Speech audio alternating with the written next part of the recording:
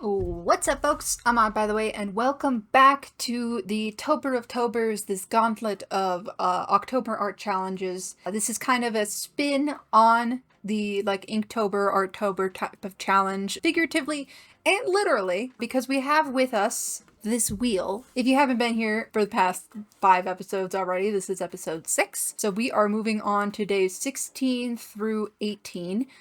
And yeah, I'll be drawing from this pool of different types of lists. So saying today is day 16. Day 16 of the prompt list that I roll is going to be our prompt, and day 17 from the next list, so on and so forth until the end of the month. And we're halfway through already, which is surprising. This has definitely been a challenge, not only to draw, but also to record all of this stuff so tightly packed together. So I hope that you're enjoying this series so far. I hope that you like it, and that you, maybe if you're new here, go back and enjoy the other episodes, and subscribe if you feel like it. Be great.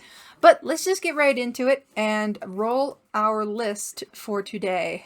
These are all Tumblr links, by the way. I found a list on Tumblr that I just copied all the links from.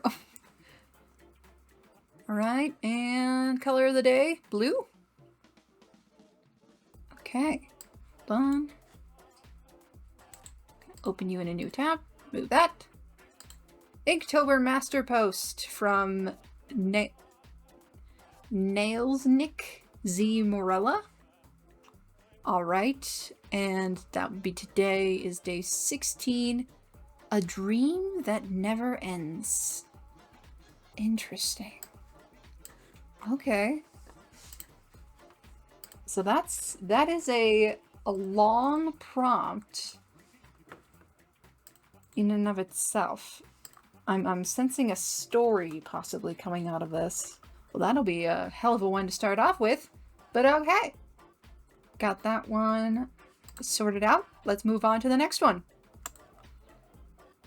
And another blue one, maybe. No? Yes? No way. What the hell? I keep getting repeat colors on each of these spins. It's crazy. Okay. Link in a new tab. Gonna remove you. This one is another written one. New Inktober prompts by Autumn's Prophecy. Alright, and today that would be day 17. Scythe. Ooh, yes. You know what I would do if I were doing fan art? I think I would take that as an opportunity to do Soul Eater fan art.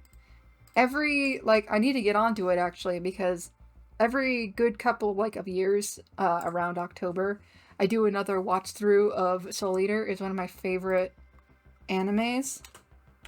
Yeah, love Soul Eater. Soul Eater is my favorite anime, and I feel like I'm not wrong to say, even though I don't know a lot of the really popular OSTs, I would say that personally, at the very least, Black Paper Moon, Resonance, which is the first song, is fine, but Black Paper Moon is a banger. Excellent song.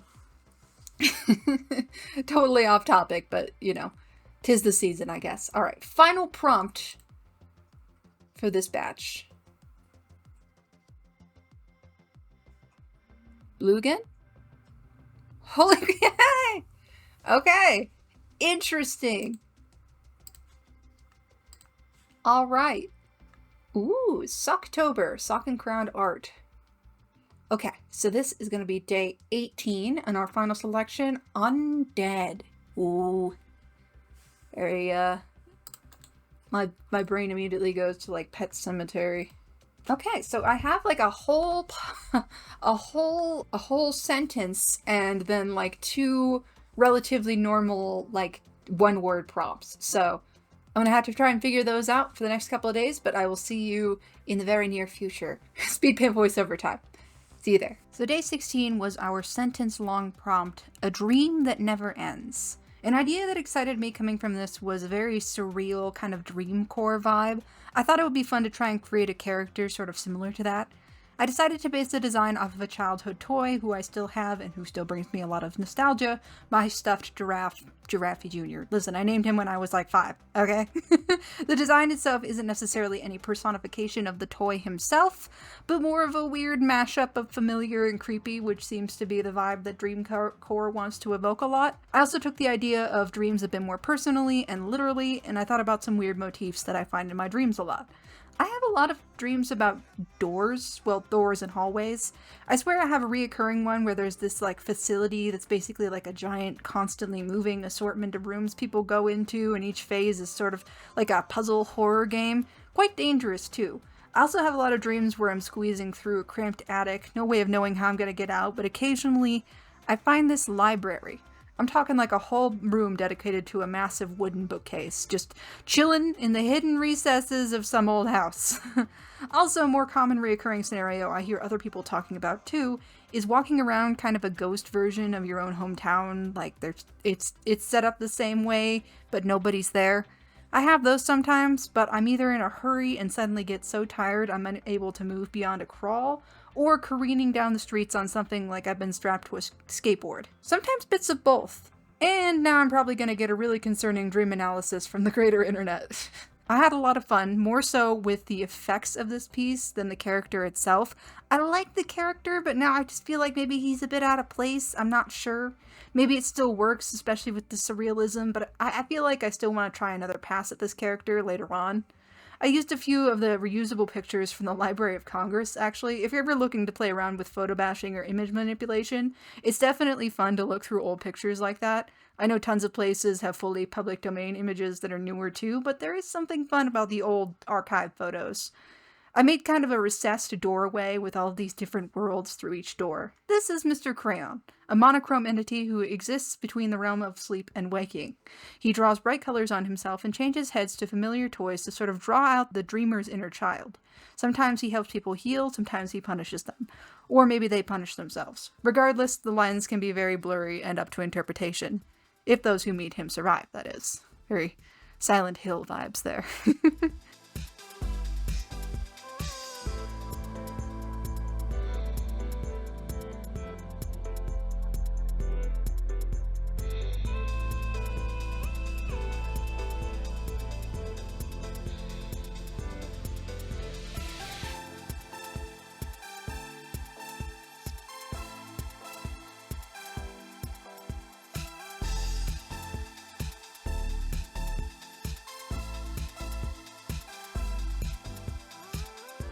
Day 17 with Scythe, and I was really determined to make something really cohesive because I hadn't really been feeling the previous 2 days. I decided to touch on quite an old idea of mine, sort of. I'd previously made a Kitsune Reaper for a very, very old idea that no longer exists, but the idea definitely kind of spiraled out for the piece from there. I made the scythe itself look kind of like a crescent moon because I liked that vibe, then I kind of landed on an idea. A character that isn't necessarily a reaper, but a symbol of changing times, similar to pulling the death card in tarot. And yeah, sometimes death can mean just that, but it can also mean a very significant change. I also found it funny that this prompt came up on the same day the Sims 4 Life and Death gameplay trailer dropped. I wonder if that was intentional by the creator of the list or just a happy accident. I know a lot of creative types also like to play The Sims. I'm sure there's something there about control, but we don't need to get into that.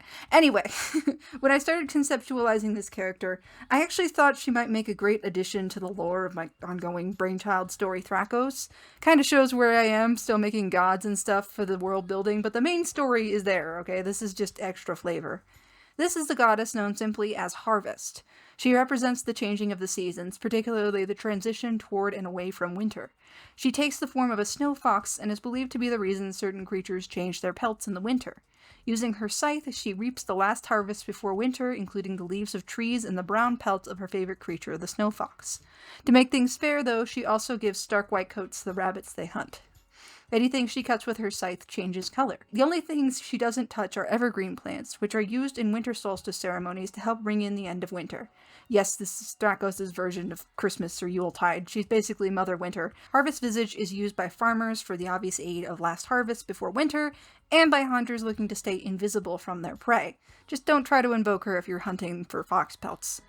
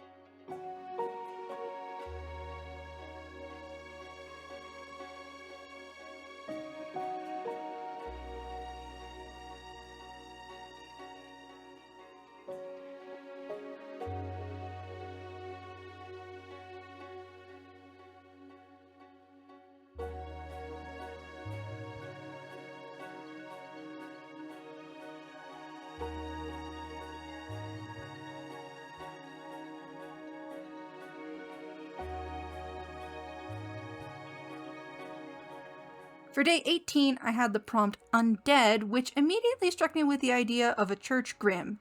If you're unaware, basically, when a cemetery was established, there was this belief that the first person buried there was kind of set to forever guide the souls of every person buried there to the afterlife, a grim. Since that seemed like a gruesome fate, the first creature buried in a lot of cemeteries was usually a dog. It kind of makes sense, too, to have a friendly and familiar creature guide you to wherever it is you're going. I made the dog loosely Sighthound inspired, mainly just because they seem very ethereal and elegant, but also because it's so easy to see their ribs. I wanted to have the actual ribs of this dog peeking out as a sign that it wasn't, actually living anymore, so having a dog where their rib cage is already so prominent, I felt made it look a little less gruesome. I also just decked out this puppy with a lantern around her neck for that sort of follow the light idea. This is Crypt, the grim of a long-forgotten cemetery. She was buried naturally by her family after a long life, but the surrounding area quickly fell to illness. She unintentionally became the guardian and guide of hundreds of lost souls.